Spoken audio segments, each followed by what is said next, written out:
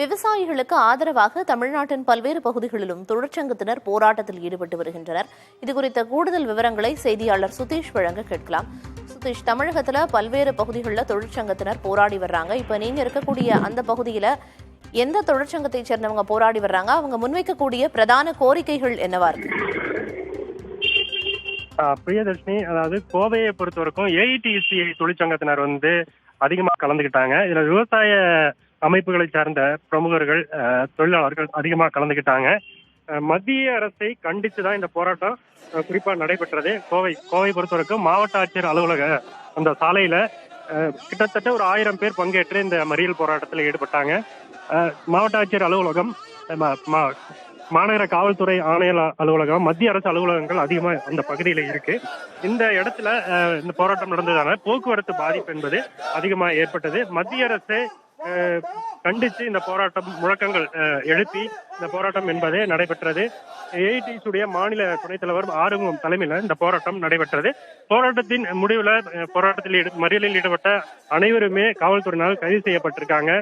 குறிப்பா இந்த வேளாண் விளைபொருளுக்கு உற்பத்தி செலவுல 50% விழுக்காடு உயர்த்தி வழங்கணும், மின்சார சட்ட திருத்தத்தை திரும்ப பெறணும் உள்ளிட்ட பல்வேறு 26 அம்ச கோரிக்கைகள் இந்த போராட்டத்தின் வாயிலாக முன்வைக்கப்பட்டு சாலை மறியல் போராட்டமாக நடைபெற்றது. சுமார் 1 மணி நேரத்துக்கும் மேல இந்த போராட்டம் நடைபெற்றதுனால அது முக்கிய ஒரு சாலை பகுதியா இருக்கிறதுனால போக்குவரத்து பாதிப்பு என்பது ஏற்பட்டது.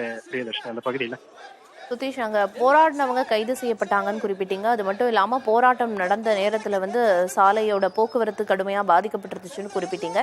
இப்ப அங்க இயல்பு நிலை திரும்பி இருக்கா? கைது செய்யப்பட்ட போராட்டக்காரர்கள் இப்ப எங்க வைக்கப்பட்டிருக்காங்க அப்படிங்கிற விவரம் வெளியாகி இருக்கா? போராட்டம் ஏற்கனவே அறிவிக்கப்பட்ட போராட்டம் என்பதால காவல்துறையினர் அந்த பகுதியில முழுவதுமா குவிக்கப்பட்டிருந்தாங்க. கோவை மாநகர காவல்துறையினர் ஒரு 100கணக்கானோர் அந்த பகுதியில தொடர்ச்சியா அந்த போக்குவரத்து சரி செய்வதற்காகவும், அதிகமா கூட்டம் கூடும்போது அதை முறைப்படுத்துவதற்காகவும் காவல்துறையினர் அதிகமா கூடியிருந்தாங்க.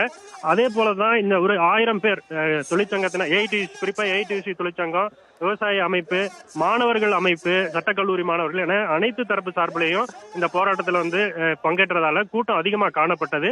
இதனை அடுத்து பேருந்துகள் மூலமாக காவல்துறையினர் கூட்டமாக அணியாக அவர்களை ஒவ்வொரு பேருந்தில் ஏற்றி கோவை மாநகர பகுதியில் இருக்கக்கூடிய தனியார் மண்டபங்கள்ல தற்போது அவங்களை அழைத்து சென்றிருக்காங்க. தற்போது போராட்டம் முடிவுற்றதால அனைவரும் கைது செய்யப்பட்டு, காவல்துறையினால் கைது செய்யப்பட்டு மண்டபங்கள்ல தற்போது தங்க வைக்கப்பட்டிருக்காங்க. பிரியதர்ஷினி, விரிவான விவரங்களை வழங்கியதற்கு நன்றி சுதீஷ்.